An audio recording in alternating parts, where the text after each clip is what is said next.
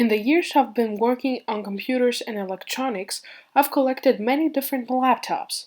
So in today's video, I think it's time to take a look at one of them.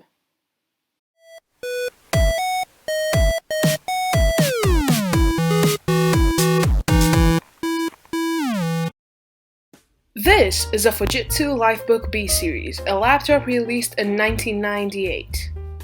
It has an Intel Pentium III 800MHz, 256MB of RAM, and even comes with a touchscreen. Unfortunately, mine is in very bad cosmetic condition. There's a crack in the hinge making the screen wobble around. Also, there's a crack on the buttons of the track point, and the bottom was chipping paint, so I had to sand it down to its bare metal. Plugging in the computer and pressing the power button, the thing springs into life. Unfortunately though, as you will see later, the computer would not boot into any operating system at all. And as a result, I got the dreaded operating system not found error. Turning on the computer, I could not even hear a hard drive spin up, so that either means the hard drive is dead or there is none inside.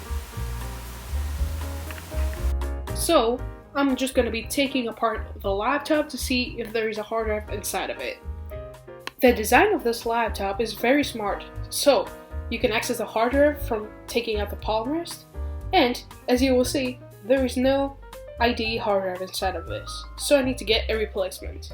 And as a replacement, I mean a 100GB 4200 RPM hard drive for an Narcos MP4 player. Now it was at this point that I realized that the Fujitsu laptop didn't support USB booting and didn't have a DVD drive either, so I had to bust out this HP laptop. This is a HP Pavilion ZE2000, a laptop released in 2005. This particular model is in great cosmetic condition and comes with a 2GHz Intel Celeron M. Also, it has a 4200 RPM 70GB hard drive and 512 MB of RAM. My plan was to use a program called Plop Linux and load it off the DVD drive this computer has, so I can install the program on the hard drive and essentially have a bootloader. And this is why I found CD drives were really useful.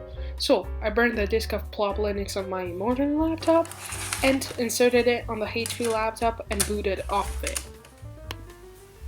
Even with this computer having super underpowered hardware, it was enough to run the CD and install it on the hard drive. As you will see, the installation was very successful.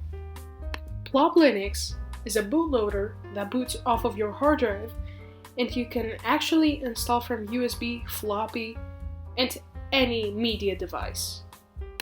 So I nervously shut down the HP laptop, took out its hard drive, and put it back on the Fujitsu LifeBook. Now, as you will see, there's a crack on the touchscreen, so that's why it didn't work. And you can see me fighting to put in the hard drive. So I inserted my USB stick and booted off of it, and it booted into the Windows setup. So we will let this install and continue later. After the installation was done, I thought I would take some care of this laptop. First, I needed to screw back the palm rest to secure the hard drive. Then I used some alcohol spray and a microfiber towel to wipe the lid and the keyboard.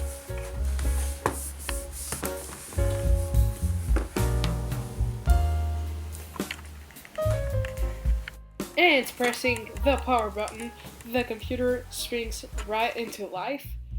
And what do we see? The computer booting into Windows XP. Of course it's Windows XP. Did you think I was gonna put Windows 7 on this?